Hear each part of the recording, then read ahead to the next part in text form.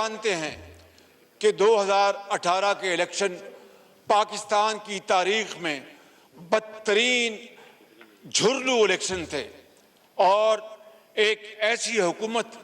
کو مسلط کر دیا گیا یا مسلط ہو گئی جو صریحاً دھاندلی کی پیداوار تھی۔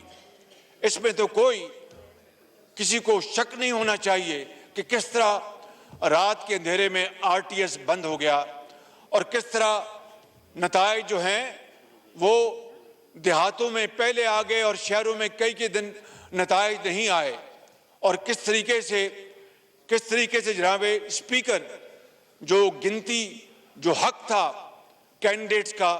اس کو کس طرح ایک سابق چیف جسٹس کے آرڈر سے اس گنتی کو رکوایا گیا اور ٹائم پر وہ گنتی نہ ہوئی۔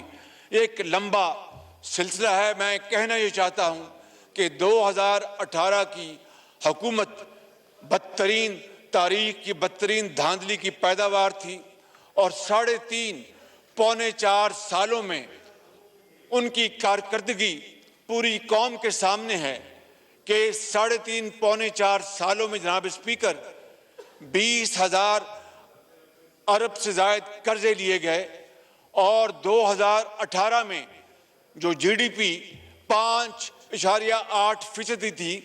وہ 2019 میں آ کے 20 میں آ کے صرف وہ بلکہ 1% سے بھی کم ہو گئی، منفی میں آ گئی۔ جہاں پہ اسپیکر لاکھوں لوگوں کو روزگار دلوانا تو دور کی بات تھی، لاکھوں لوگ بے روزگار ہو گئے، کسی کو ایک چھت دلوانا تو دور کی بات تھی، لوگ بے گھر ہو گئے اور پاکستان کی معیشت کا جناب اسپیکر جنازہ نکل رہا تھا۔ اگر یہ اس وقت متحدہ اپوزیشن جناب اسپیکر اگر سیاست کو مقدم رکھتی تو پھر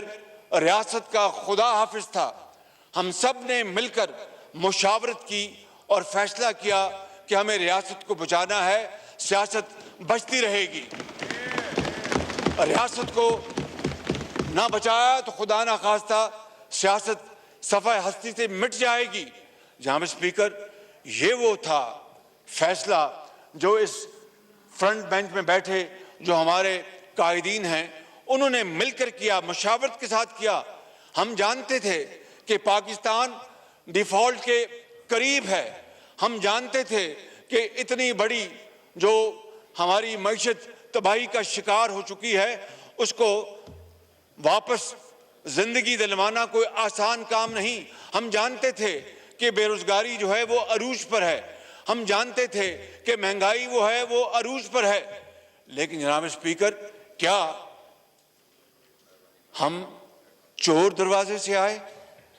یہ پہلا موقع ہے جناب اسپیکر وزیر اعظم ہاؤس پر کسی نے چڑھائی نہیں کی، بلکہ یہ ایوان